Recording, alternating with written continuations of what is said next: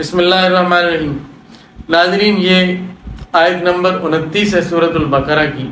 اعوذ باللہ من الشیطان الرجیم۔ هو الذی خلق لکم ما فی الارض جمیعا۔ یہ اللہ تعالیٰ اپنے انعامات کا ذکر کر کے توجہ دلا رہے ہیں کہ اس محسن کا احسان مانو اور رسول اللہ صلی اللہ علیہ وسلم پر ایمان لاؤ کہ ان کا انکار خود اللہ تعالیٰ کا انکار ہے۔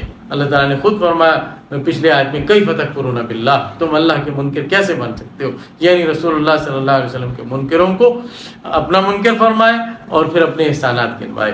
پچھلے آیت میں ان احسانات کا ذکر تھا جو ہر انسان کو الگ الگ خصوصی طور پر حاصل ہیں۔ اس آیت میں جو عام اللہ تعالیٰ کی نعمتیں ہیں جن میں سارے انسان بلکہ حیوانات شریک ہیں ان کا ذکر ہے۔ تو فرمایا هو الذی خلق لکم ما فی الارض جمیعا، وہی ہے جس نے تمہارے فائدے کے لیے پیدا کیا جو کچھ زمین میں ہے، سب کا سب۔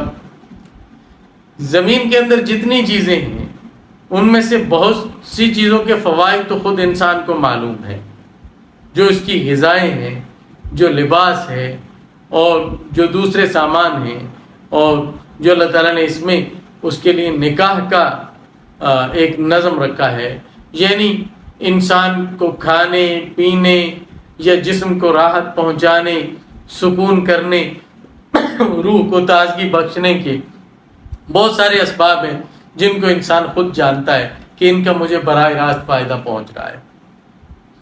اور وہ بہت سی چیزیں جو انسان کے لیے بظاہر نقصان دہ ہیں، حقیقت میں وہ بھی ایک یعنی اگر پورے مجموعے پر نظر کی جائے تو وہ ان چیزوں کا بھی فائدہ انسان کو کسی نہ کسی طریقے سے پہنچتا ہے۔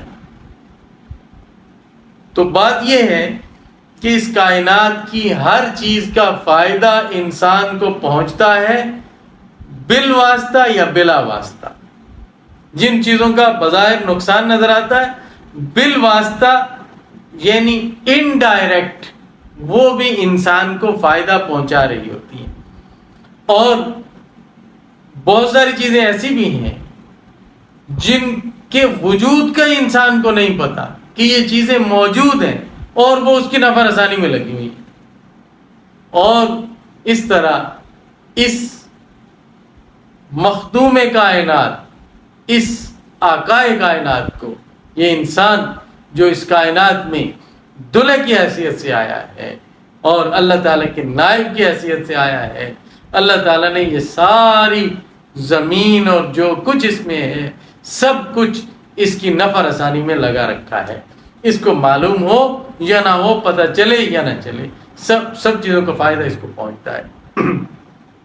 بعض علماء تفسیر نے یہ اس آیت میں خلق لکم میں لام سببیہ قرار دیا ہے، پھر ترجمہ ہو جائے گا وہی ذات ہے جس نے تمہارے سبب پیدا کیا جو کچھ زمین میں ہے، یعنی یہ ساری کائنات انسان کی وجہ سے پیدا کی گئی ہے، کیونکہ اس خلیفۃ اللہ نے اس زمین میں آنا تھا، یہاں آنا تھا، تمہارے سبب سے یہ سب کچھ بنا ہے۔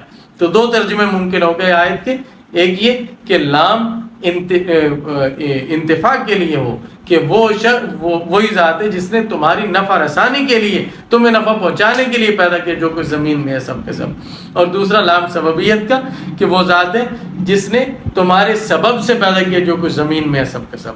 ثم استوى الى السماء، پھر وہ متوجہ ہوا آسمان کی طرف، یعنی اللہ تعالیٰ نے پھر آسمانوں کو درست کرنے کا ایسے قصد فرمایا کہ درمیان میں کچھ حائل نہ ہو۔ فسواہن سبع سماوات، انہیں ٹھیک درست کر کے 7 آسمان بنا دیا۔ وہو بکل شیء علیم، اور وہ ہر چیز کو خوب جاننے والا ہے۔ تو اس طرح زمین کی تخلیق پہلے ہوئی، پھر اس کے بعد اللہ تعالیٰ نے 7 آسمان بنائے، پھر اس کے بعد زمین کی طرف زمین کو اللہ تعالیٰ نے درست کیا۔ یہ قرآن کریم میں سورہ نازعات میں آتا ہے والارض بعد ذلک دحاها، کہ اللہ تعالیٰ نے آسمانوں کی پیدائش کے بعد پھر زمین کو بچھایا اور درست کیا، اور اس میں یہ اللہ تعالیٰ نے زمین بنائی پھر آسمان کی طرف متوجہ ہوئے۔ تو دونوں آیتوں کو جمع کرنے سے کیا معلوم ہوا کہ پہلے اللہ تعالیٰ نے زمین بنائی اور زمین میں جو کچھ ہے یہ بنایا، پھر آسمان درست کیے اور جیسے بنانے تھے ویسے بنا دیے. پھر اس کے بعد زمین کو ایسا بنایا کہ انسان کی ضروریات کا اس میں بندوبست ہو سکے اور انسان اس سے نفع اٹھا سکے. تو یوں ہے تخلیق میں زمین پہلے، بعد میں آسمان، پھر اس کے بعد زمین کی درستی کی گئی اور اسے ایسا بنایا گیا کہ انسان اس میں قرار پکڑ سکے اور وہ اس کے لیے ایک ٹھکانہ بن سکے.